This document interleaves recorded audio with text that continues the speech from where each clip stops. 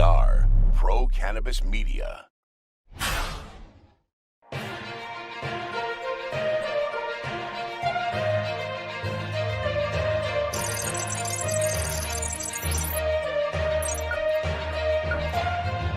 Hi everyone, I'm Elena Pinto for Pro Cannabis Media, and welcome to Weed Talk News. It was a big week for David Ortiz, also known as Big Papi. Not only was the Red Sox legend inducted in Cooperstown at the Baseball Hall of Fame, but he also announced he was getting into the weed business with Revolutionary Clinics and Rev Brands. Turns out Big Papi is a bit of a cannabis connoisseur and user for a long time. We're really proud to partner with Papi to continue to bring the marvelous and healing cannabis plant, which is still so misunderstood, further into the light. David didn't make history, he changed history. And that's what we are trying to do now with cannabis. It's natural, it's recovery, it's wellness. People need to go dig down to understand, you know, all the good things coming out of this. I mean, in my case, I was a guy that I used to go through a lot of pain. I retired because the pain was, crazy.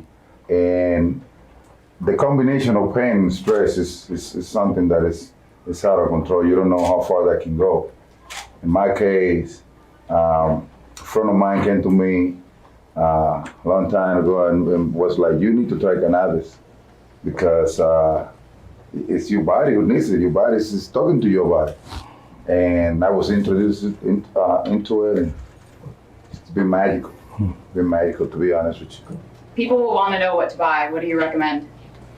Oh man, we got different choices. We got different choices. You know, I go down in the lab and put it together. We have a grower. They want to know me.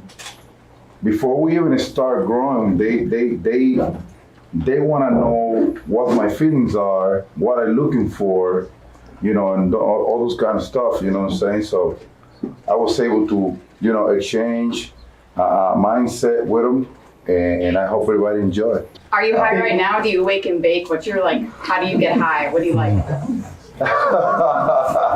It's all depends, you know, it's all depends how I feel. It's all depends the moment, what I'm doing or whatever, you know what I'm saying? But my focus, the way that I, you know, deal with people, my kids, everybody, it's different. It's more chill because I'm always on the run. I'm always rushing out. I'm always, you know athletes, you know how we are. That never goes away, it seems like. But when I go down the flower or when I use edibles, it's back to what I like to be, you know. Do you have an edible story? Everybody has an edible story, David. You know what I'm saying? Sorry, David. You know what I'm talking about. Jimmy does know what he's talking about. And Rev Brands will be offering Ortiz's Sweet Sluggers, a pack of 3 pre-rolled blunts featuring some of Rev Brands' top strains, including Black Mamba, Lava Cake, Motor Breath, and Bootylicious.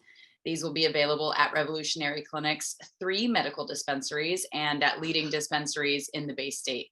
On the national scene, the U.S. House of Representatives has paved the way for cannabis advertisements on traditional TV and radio, but it still has to get through the Senate. And so far, no cannabis-related legislation has ever done that. That's not the only national story coming out of our nation's capital. That's where we find Vote Pro podcast's Phil Adams. He has our DC Cannabis Report. Hi, I'm Phil Adams from Vote Pro Podcast, here with the Weed Talk News DC Report. The Biden administration is reportedly working on a prisoner exchange with the Russians to secure the release of WNBA star Brittany Griner, along with former Marine Paul Whelan. Against the recommendation of the Justice Department, the administration offered to release Victor Bout, a convicted Russian arms dealer serving a 25-year sentence in U.S. prison, in exchange for the release of the 2 Americans. Griner is currently on trial after being detained at a Moscow airport and charged with possession of cannabis oil. The State Department has since designated Griner as wrongfully detained. Whelan was convicted in 2020 on espionage charges and is currently serving a 16-year prison sentence. Regarding the potential exchange, a Kremlin spokesman said this week, quote, "So far, there is no agreement." Senate Majority Leader Chuck Schumer this week defended his bill to federally legalize marijuana, rejecting prohibitionist arguments that legalizing cannabis would lead to an increase in crime. At a press briefing, Schumer said, quote, "The overwhelming evidence from the states that have legalized cannabis is that there has not been an increase in crime and has not been an increase in drug use." Last week, Schumer, along with Democratic colleagues Ron Wyden and Cory Booker, formally introduced the Cannabis Administration and Opportunity Act in the Senate. Despite Schumer's assurances, however, the prevailing expectation among lawmakers and advocates is that the CAOA will probably not be enacted this year, since most GOP senators, as well as some Democrats, will likely oppose the bill. A bipartisan cannabis research bill was passed in the House this week. The Medical Marijuana and Cannabidiol Research Expansion Act was approved overwhelmingly and is expected to pass the Senate in the coming days. If it does, it will be the first standalone cannabis reform legislation ever to reach the president's desk. The bill would streamline the process for researchers to study cannabis, which has been made difficult by its classification as a Schedule I drug. In addition, the legislation would encourage the Food and Drug Administration to develop cannabis-derived medicines. Legislation sponsored by Democrat Earl Blumenauer and Republican Andy Harris was approved by a vote of 325 to 95. That's this week's Weed Talk news from around the Beltway. I'm Phil Adams from Vote Pro Podcast. Weed Maps is now called WM Technologies, but they are still one of the top online locators to find weed in the US. But for the second time in 4 years, a state and federal complaint has been filed for advertising illegal legacy products on their website. MJ Biz Daily first reported this story, and Weed Maps has not responded since they have not seen the complaints yet. The complaints were filed by Los Angeles-based CanX to California's Regulatory Commission and to the SEC.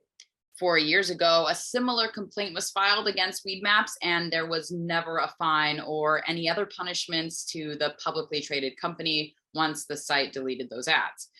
We want to note that the incident happened before Weed Maps became publicly traded, so now the SEC is involved. When it comes to the big business of cannabis, we are lucky to have Deborah Borchardt reporting the Green Market Report every week. I'm Deborah Borchardt from the Green Market Report, and this is the business update for Weed Talk News. We are just starting to get some earnings numbers, and to be honest, folks, they're not the best.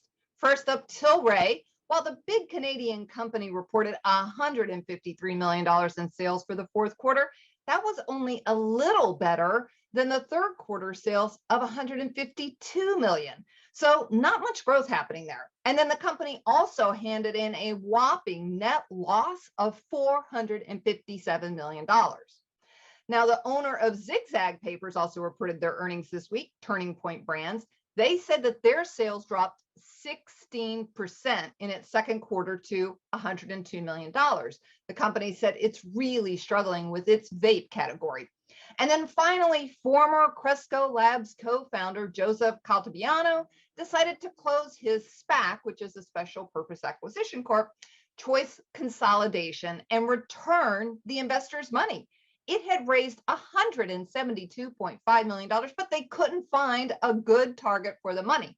He did say he expects he may come back and try again and raise some more money, but this time he says he's going to probably buy some distressed companies at cheaper prices. And I would say, with the way things are going, he's probably right. And this has been your business update from the Green Market Report. One state in the South that has always resisted cannabis reform is Kentucky. And now their governor, Andy Beshear, sees an opportunity to introduce legislation that would establish a medical cannabis program for his state. According to the governor, 90% of adults in that state support a medical cannabis program. One who does not, however, is the state majority leader in their Senate. Republican Damon Thayer has blocked these reforms since 2016. So no such issues though in Michigan. That state has other issues though. One person who has been around that scene for years is the Michigan Normal's executive director, Rick Thompson, and here he is. Hello again. This is the Michigan Report with Rick Thompson on Weed Talk News. Let's begin. The 3 citizens in Arkansas are suing 4 companies in federal court, asserting that the 4 are conspiring to inflate THC numbers in order to increase marketability of their product. The 4 companies include Steep Hill Labs and 3 cultivators. The lawsuit accuses the group of a RICO conspiracy, stating the lab has been, and this is a quote, overrepresenting the amount of THC in flower to the detriment of the plaintiff and class so that Steep Hill, the cultivators, and the dispensaries can make more money, end quote. And that was taken directly from the lawsuit. The 3 people are all medical marijuana patients, and they believe the deceptive claims put them at risk. And in a RICO suit, any financial award made by the court is tripled. So the consequence of losing this case could be a very stiff penalty indeed to those 4 companies. Now, there's clearly a Michigan parallel here with the Viridis lab scandal raging. Now, until a federal judge makes a ruling on this RICO charge against Steep Hill and the others, it's unclear if a similar action in Michigan would yield any results at all. The Cannabis Regulatory Agency has awarded this year's $20 million in research grants empowered by the taxation of cannabis sales in Michigan. The winners were Wayne State University and the University of Michigan. Wayne State received full funding for 2 of their research projects, and the university received about 75% of the amount they had requested. A total of 5 entities submitted proposals by the April 1st deadline. U of M will study the use of CBD in pain management for the express purpose of reducing veteran suicide. The Wayne State University projects include a large-scale clinical trial for THC and CBD in veterans with PTSD, and a continuing study on how cannabis reduces neuroinflammation and therefore reduces suicide ideation in veterans. This is the last year in which the $20 million in funding is available as per the language of the legalization ballot proposal. If future research is to be funded with cannabis dollars, that authorization would have to come from Michigan's legislature. Oh, and there's more news this week of companies closing down cannabis businesses here in Michigan. And we already told you about Loom Cannabis's shuttering of 4 stores in the state. And now Common Citizen and their sister company Live have closed their Battle Creek store completely. The Flint Common Citizen store is open for deliveries only, but no retail transactions at all.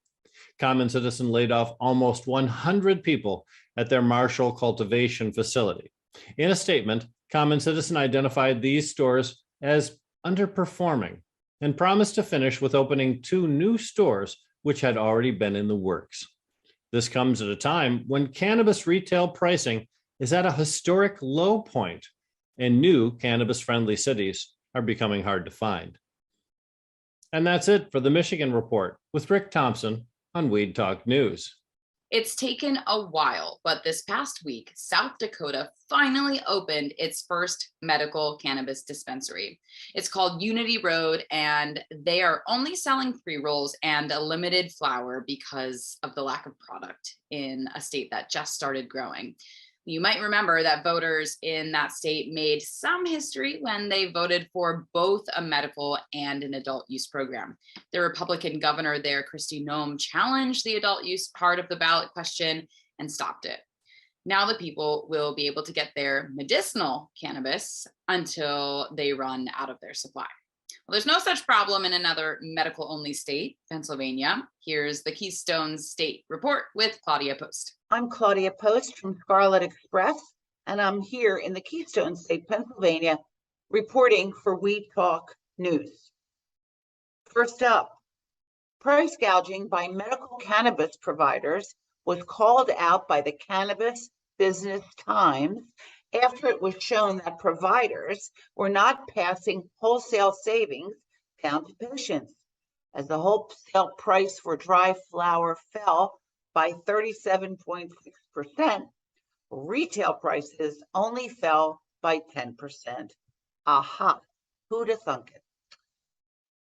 Hanging Gardens, a Johnstown, Pennsylvania-based medical marijuana cultivator, is laying off dozens of staffers, blaming lax state regulations and the deep pockets of multi-state marijuana operators. I think I see a trend here with the MSOs, and makes me sad. We don't want to squeeze anybody out. Everybody has to have a chance to make some money. So this continues a trend of recent layoffs across the country, where several companies have let dozens of workers go as the marijuana market experiences the typical volatility of a nascent industry. Yes, we are new, and there you go. And the last tidbit for today is, if you think that you could buy, or if you thought that you could buy edibles in the state of Pennsylvania, think again. They're illegal here. Pennsylvania is just so far behind.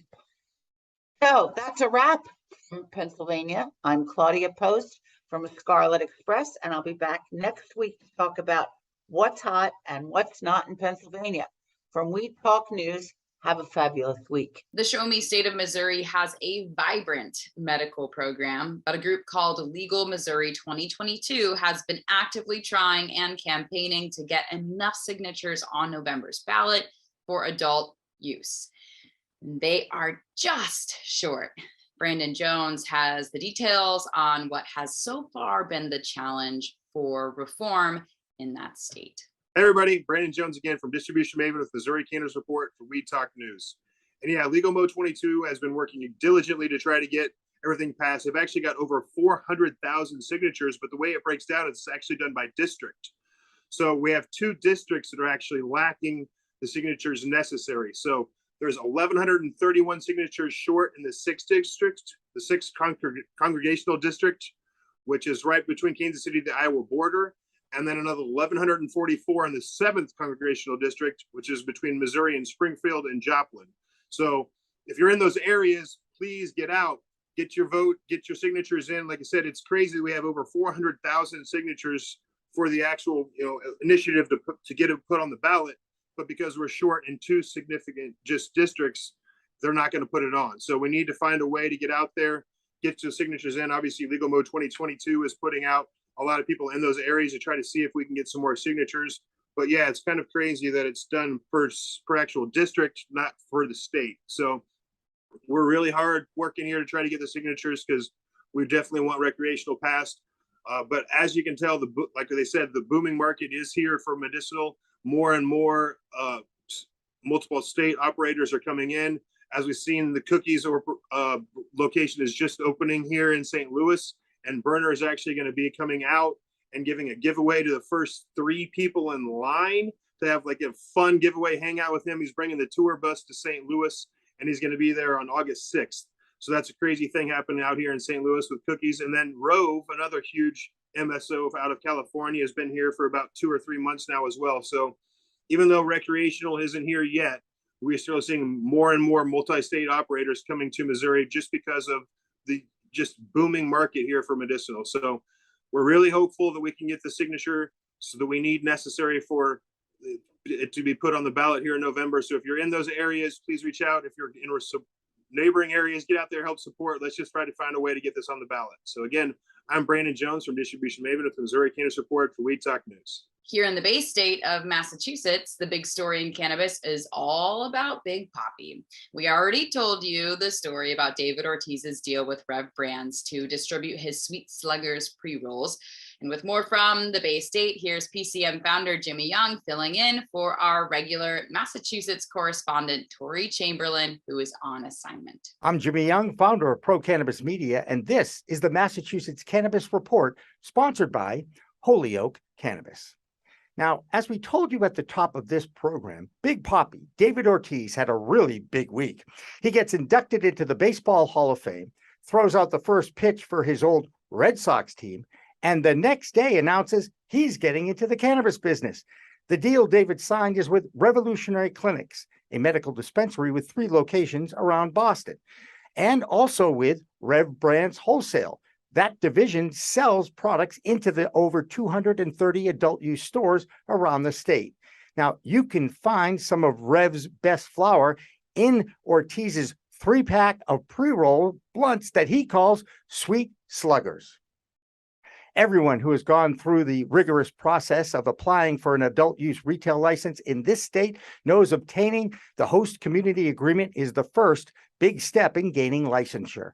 The Stone's Throw Group, led by attorney Blake Mensing and financial consultant David Rabinovitz, gained their HCA from the city of Boston this week. The key to this unanimous approval by the Boston Council was the fact that this dispensary will be totally operated entirely by social equity applicants who came out of workshop training with David and with Blake. The dispensary will be open across the street from South Station in Boston at 727 Atlantic Ave. Another issue when you open a dispensary in Massachusetts or other states is that many towns and cities put cannabis businesses way out in an industrial park. Well, that's the situation in Attleboro.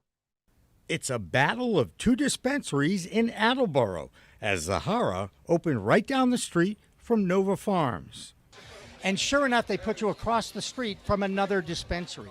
Is there a spirit of collaboration or competition going on? That's a really good question. Right now, it feels like a little bit of competition from one side. We'd like more collaboration because I think the collaboration would go a long way, and just let the folks go wherever they feel most comfortable shopping. Let the product decide. Let the product decide. The interior of Zahara is immaculate with a wide variety of cannabis items complete with joint rolling tips. Having two dispensaries in the same area on the same street doubles your pleasure, doubles your fun. In Attleboro. I've known both these stores and each has their own unique charm and products. Check them out. I'm Jimmy Young with the Massachusetts Cannabis Report for Weed Talk News. Bay State Cannabis Report is supported by Holyoke Cannabis, Holyoke's finest cannabis recreational experience.